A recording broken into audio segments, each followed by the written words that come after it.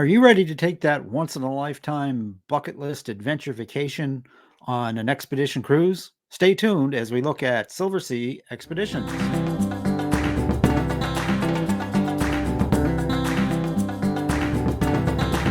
My special guest today is Tim Amm, Sales Director for Silversea Expeditions. Tim has been a member of the Silversea family since 2008 and makes his home in San Diego, California. Hi, Tim.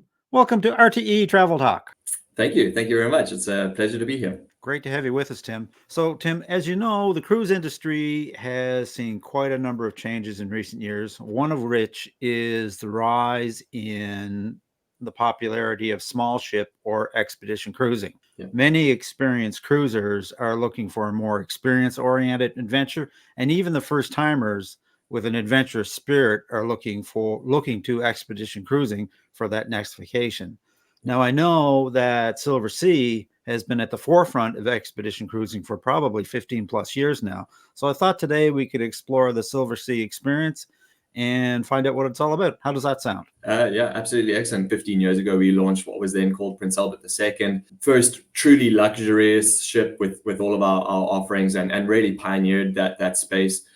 She was then known as first as Prince Albert II, then known as the Silver Explorer. She's leaving our fleet this year, but she was 130 odd guest capacity. And if you look at that, our own internal evolution, just as a single brand, we're up to 4 ships now, 1 dedicated in the Galapagos, 3 additional, the Silver Endeavour. I know we'll talk about a couple of these other elements. Yeah. But just in terms of our own capacity and what we've grown, and then you parallel that to what the industry has seen. Back in 2008 when we started first going down to Antarctica, and there were maybe 8 or so different operators that were doing it, and I believe that the number as of this sort of 23-24 season is closer to 60. So there's been an incredible growth in this segment for sure. Wow, that's amazing. So why don't you give our viewers and listeners kind of like a 30,000 foot level view of just what an expedition cruising is? And you talked a little bit about your ships, and and then we can follow up with a few questions. I think what I'd like to do, if we're going to 30,000 feet, I might as well go to 31, because I think that'll help with a little bit more of the picture. Sure. First and foremost, Silversea's as a brand, as a company, over 30 years of existence in the small ship luxury cruising space. Our first ships that were built are smaller now than some of the small expedition ships that are being built. So I think we've always had in our DNA as a brand this identity of luxury, all-inclusive small ship, and we're also have always been positioned as a destination leader.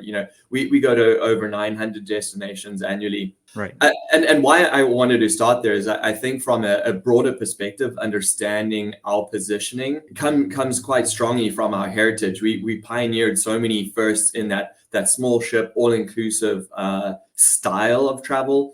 And the natural progression for us was to get into this expedition world. But talking about that world of expedition travel, there were a number of small but great operators that were pioneering. We can talk about Lindblad in that space that really pioneered travel down to Antarctica and the Galapagos, taking some of the first passengers. Then you had some of the old fantastic Russian icebreakers, but the gap that was completely missing in this industry, what was one that Silversea filled of then taking, let's say, a little bit more affluent maybe or comfort conscious traveler, or someone looking for a slightly better onboard experience to these incredible destinations. And I think as someone who worked and lived and delivered this product for over 10 years, I can't say that I show you a better penguin than any other operator, or I take you to a different landing site that has different experiences. The ground experience on a destination like Antarctica is the same for most operators. Obviously there are a couple of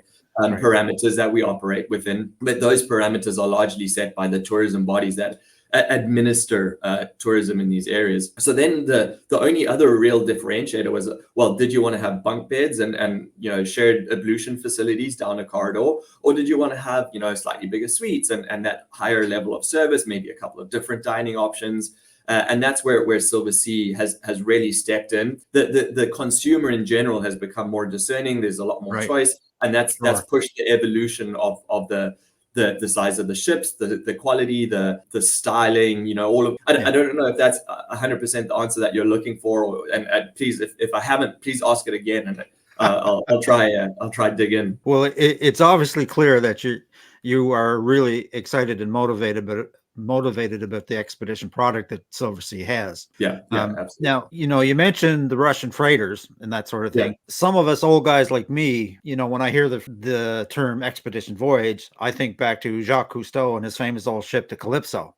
Now, I gather the onboard experience with Silversea is not like that. Why don't we spend a little time talking about just what the guest is going to get on board a Silversea Expedition cruise? As you said, a penguin's a penguin, and you're basically going to the same places. So what makes Silversea stand out? Yeah, thank you. I think that's a great question. From a Silversea perspective, to talk about that onboard offering, again, it kind of loops back into the historical positioning of the company as a pioneer in that all-inclusive concept. From the onboard offering, we have no internal cabins, or all of our staterooms or cabins are called suites within our company. Every suite, category, style, class, or whatever, has butler service. In addition to the regular room attendants, there is a no tipping policy on board. All of our tours, including things like the kayaking and whatever that are happening off the ship being administered by the expedition team, are all inclusive. And I know this may not 100% relate to the onboard experience, but for example, our Antarctic program is something that really encompasses that all-inclusive nature. A number of other operators are going to require their own guests to get down to Ushuaia, for example, in South America. But we looked at those turnaround operations and the logistics of the port and the airport and how challenging that was. And our Antarctic delivery now actually starts for what would be a cruise only guest. We're not selling them any additional air or anything. Our package starts in Santiago, Chile, with a charter flight service down to Puerto Williams, which sits on the southern side of the Beagle Channel. It's the Chilean side of it, where we guaranteed a pier. Our plane flies in. It's a quick 10-minute transfer from there to the ship. That flight is included in the package price. It includes ceviche and nice Chilean wine and proper cutlery, because it's a charter service for us. So that whole package is how Silversea is trying to approach the delivery of these destinations. Obviously, there's an incredible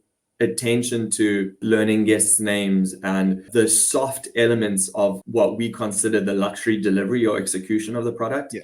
It's the little things that the crew does that makes the guest experience memorable. Absolutely. One tiny sort of fun fact that I like, the Silver Endeavour, our newer ship, the boots in the mudroom. So a mudroom on an expedition ship is where you're changing your boots so that you're not traipsing the guano through the rest of the ship after your landing.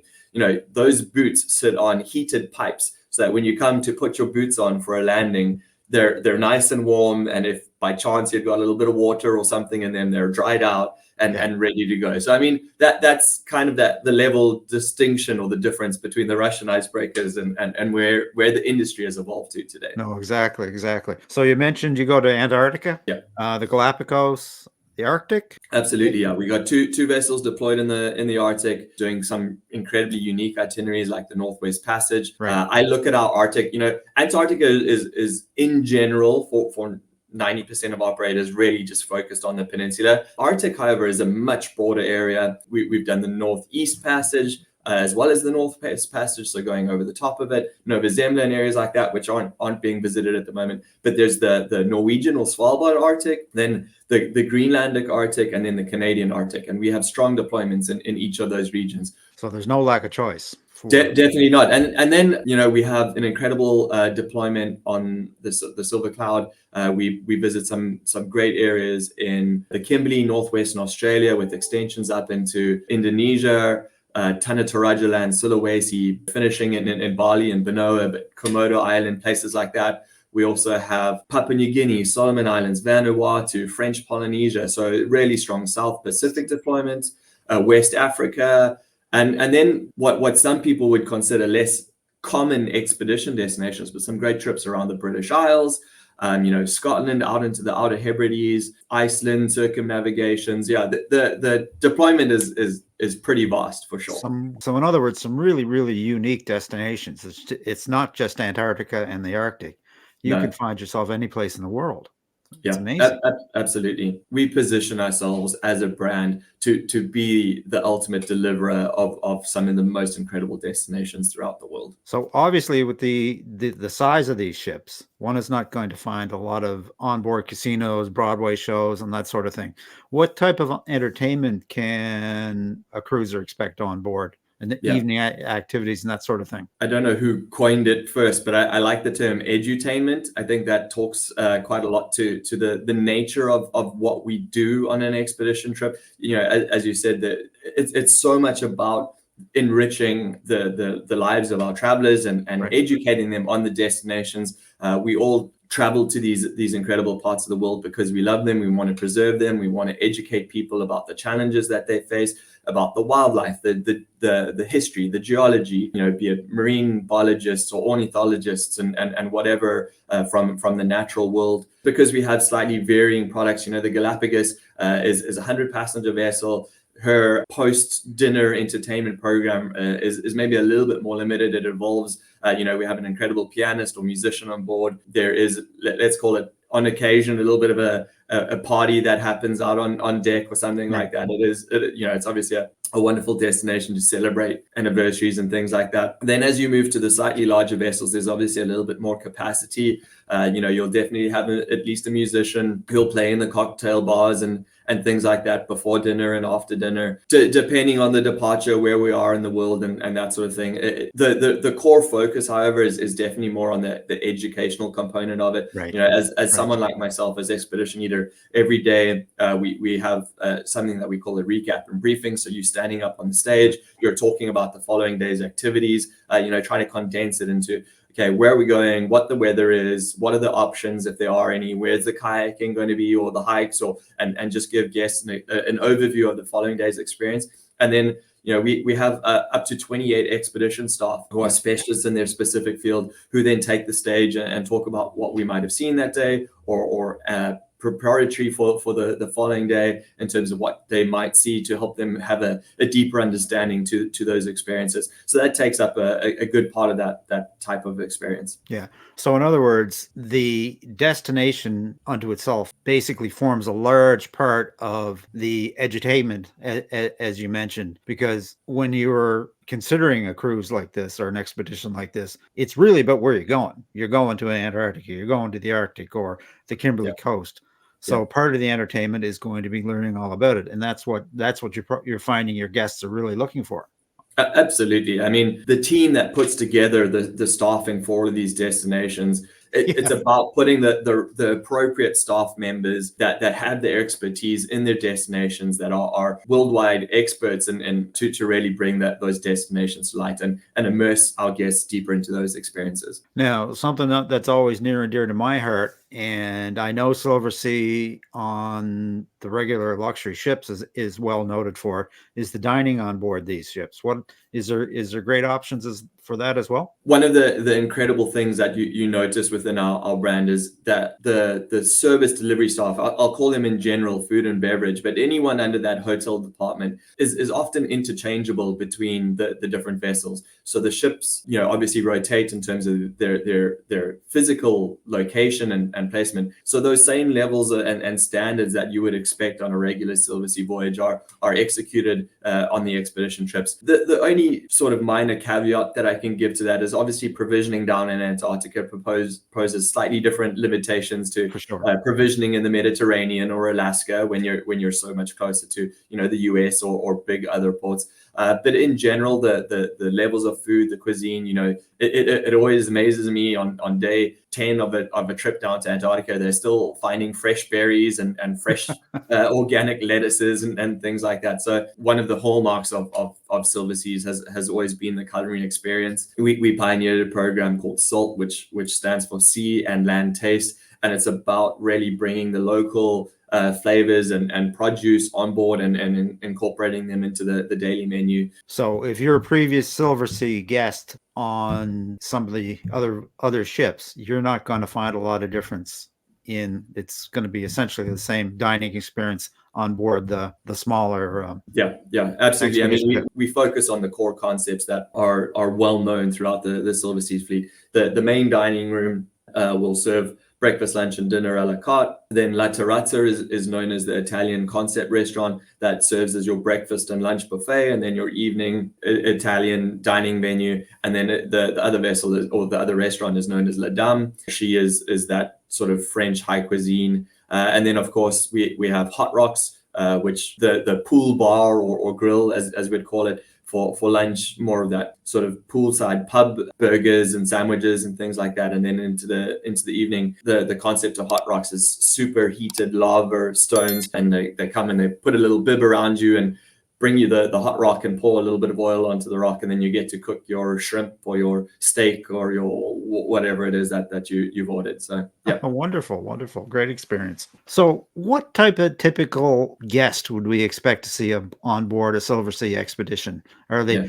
are they good for families, or what's the, let's talk a little bit about the demographics one Yeah, can for sure. expect. I think the first sort of comment that I can make is going to pivot around the families. I see, for example, our product in the Galapagos, the Silver Origin. She's a purpose-built vessel for those waters. 7-day itineraries that are on rotation as one of the greatest entry points to the world of expedition travel, because she is intrinsically so multi-generationally friendly. Right. It's grandma wanting to take the grandkids to go learn a little bit about this incredible island group, and go out and explore. It's a very active program. There's not a whole bunch of sea time or anything like that. I was there with my wife in July this year. I think there were about 17 children under the age of 21. So parents with their teen daughter and son or whatever it is, and out exploring these incredible environments. To expand on the general concept of our demographics, you will find within cruising, typically as the duration or the length of a voyage gets longer, the demographic increases slightly. It becomes a slightly older, but destinations like Antarctica and the Arctic that really lead to these sort of once in a lifetime family style trips definitely have more of that mix, obviously around the holiday season as well. But in general, it's a very well educated, affluent traveler who's traveled, who's seen a lot of the world. There's a lot of talk about whether it should be a bucket list destination or a wish list destination, but some of these more unique destinations in the world. Right on. So in terms of activity levels, yeah, I would assume with the different destinations, the activity level required is gonna vary. But how does that work, Tim?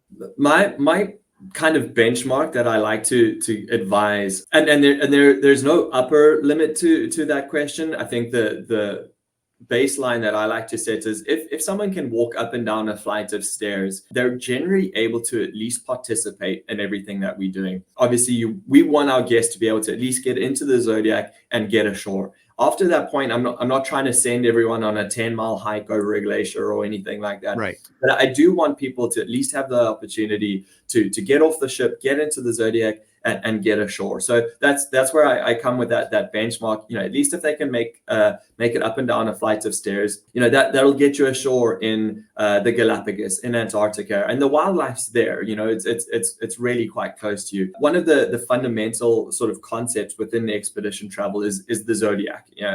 Right. For your viewers who might not be familiar, it's purely just a brand name, but they are what facilitate our exploration in these destinations. Places like Antarctica, South Georgia, the Kimberley, there aren't piers. I mean, even in the Galapagos, the ship is never alongside. Everything gets done by Zodiac. So it's either from a floating pontoon or to a beach or to a rocky dry landing or whatever it is. But there's always this element of ship to shore travel, or using the Zodiac as your platform to do the exploration itself. Certain coastlines are so rugged and dramatic that there's no sense in trying to put anyone ashore there. There's no walking area. But the best view is going to be from a Zodiac. So they facilitate our exploration. And as a minimum requirement, we want our guests to be able to get in and out of them safely. Exactly. Now, I gather with the limited capacity on these 4 ships that you have, that availability is probably going to be fairly tight. How far in advance should one start thinking about if you're going to do this as either, like you say, a bucket list or travel to-do list vacation, how far in advance should you start planning something like that, Tim? A product like the Galapagos has a very different booking trend and curve to something like an Antarctica or an Arctic deployment. Okay. Typically, for the Galapagos, we have 52 weeks of operation. So there's a year-round possibility to go and visit other destinations. For us, we find when we introduce a new itinerary or an itinerary that hasn't been featured for a number of years, it can sell out within weeks of launching. Right. The typical answer that I'd give, the earlier that you look into a destination, you're definitely going to be guaranteed the best pricing. You'll be guaranteed, or you'll have far more opportunity in terms of the suite location style that you're looking for. And in certain destinations, for example, around the British Isles, where we do have a couple of off-ship or third-party tour operators, then as soon as you make your deposit, you're able to start booking things like the excursions. So that's a good sort of piece of advice. Beyond that, as general booking trends, I'd say you're probably about 9 months out in general for some of the polar destinations. So looking now for Arctic deployment this coming year would be good. Okay.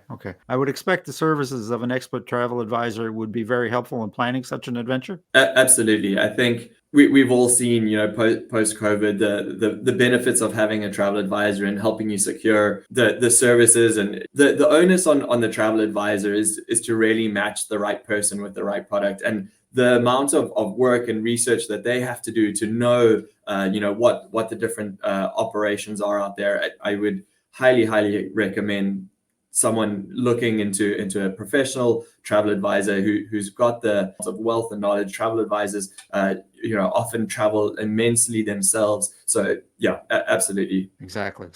What should potential guests consider when they're planning such a trip? Ultimately, I think the client needs to really think about what they want to get out of the trip and the destination. We spoke briefly. Antarctica, everyone's seeing the same landing sites and the same penguins. But not all operators operate and deliver the product on the same sort of metrics. There are a number of important considerations. Yeah, I'll use Antarctica as an example. There is a governing body that administers tourism down there, and they have classifications of the size of ships that visit, and within those size of ships, they have limitations to the types of activities that those ships can do. So you can go to Antarctica on a vessel with 1,000 passengers, but you'll never get off the ship. You're just going to do what I call a cruise by. So you'll sail through, you'll see some of the iconic, beautiful areas, but you're not going to get ashore. Then the next category is 500 and less. And Antarctica, much like the Arctic, the Galapagos, and a number of other destinations, have what they call a 100-person ashore limit. So there's only the ability, if you're with 500 passengers and they only have the ability to get 100 passengers off the ship at once, you're either going to spend 5 times as long, or your experience might be a little bit altered in terms of that execution once you're ashore. Particularly if you're only down in Antarctica for 6 days and you're only doing 1 landing site a day, then you're only seeing 6 destinations. Whereas an operator like us that has the ability to get all of our guests off the ship simultaneously, obviously not all on shore at the same time because that's not allowed, but split into the Zodiacs and the kayak program and ashore, we have the ability to execute on that. That means that we can visit 2 landing sites a day, which doubles the number of different destinations and experiences that you could have down in a place like Antarctica. So understanding the nuances of how different operators deliver their program, what their onboard offering is, what their inclusions are, and all of this, coming back to that question about the travel advisor or agents, this is what their job is to know, and to be able to pair that with the right client. I don't believe that the Silversea's product is right for everyone, and that's fine. But matching the right product with the right client for the right destination, I think comes down to a lot of nuanced differences about the company, their ethos on delivery, their expedition product, their focus on the onboard. Then understanding those variations is important. So as you said, what it really comes down to is having the services of an expert travel advisor that not only knows the product, but knows you, the guest, as well, or can elicit the information from you, the guest. Yeah, in order to match you with the right product. And having that relationship as a client with your advisor, who then knows your styles, your taste, your travel preferences, and can start working with you on discovering more and more of the world is such a valuable addition to that. Exactly. And one further comment is you'll never, at least internally with Silverseas, I can't speak to other brands, but you'll never find a cheaper experience booking directly through Silverseas. The pricing should 100% match. So you're almost paying for a service you're not getting by not using a travel advisor. We appreciate that. So I want to take you back to, at the start of the interview, we talked about one thing that Silversea prides itself in is being all-inclusive. Yep. Now, they have two programs specifically on the go, port to port and door to door. Can you touch on both of those, and are they both applicable for the expedition product? Absolutely. To put some color to it, the port to port fare is what we would consider stripped down. As a company that's positioned itself as the leader in luxury travel, luxury expedition, most importantly, the door to door package really encompasses that. It means pick up from within 50 miles of any 48 of the major airport hubs in continental United States, transfer through Black Lane limo service to the airport, your flights, hotels where needed, transfers to the ship and from hotel and airports and all of those elements, then embarking on the cruise, that no tipping policy, shore excursions, in the expedition products, it's inclusive of the parkas, the boots, for the fly cruise program and things like that, and then rinse, wash, and repeat on the back end. So getting you all the way back to your home. So that is our door-to-door pricing. It really is the most all-inclusive offering that exists.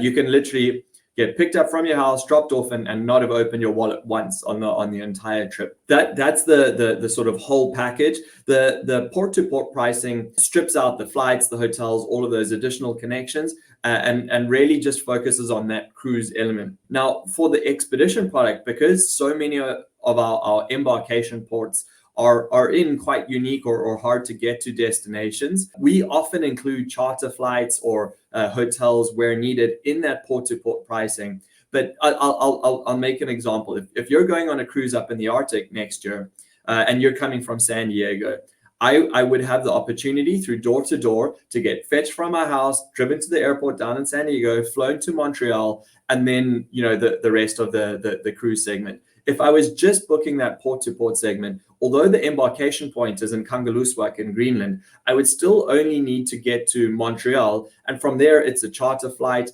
to Kangerlussuaq. But that's all part of that port-to-port pricing package, just because we know or recognize that the logistics of getting to these some of these destinations is really challenging. Well, Tim, this is really super information. Is there anything else you might like to add before we wrap up? Well, actually, now that you say that, one thing that I did want to point out, and Sure. it is quite a unique offering that we have. So in Antarctica, about 90% of the people take a format of a sail trip.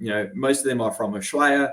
I explained why we use Port of Williams, because it's of the congestion in the port. But essentially, it's a 2-day sailing down to the peninsula, your visitation, and then a 2-day sailing back. Something that Silverseas has really focused on a niche that we believe we can own in terms of our operation is something called the Fly Cruise program, or the Antarctic Bridge, which essentially takes that 2-day sailing and turns it into a 2-hour flight.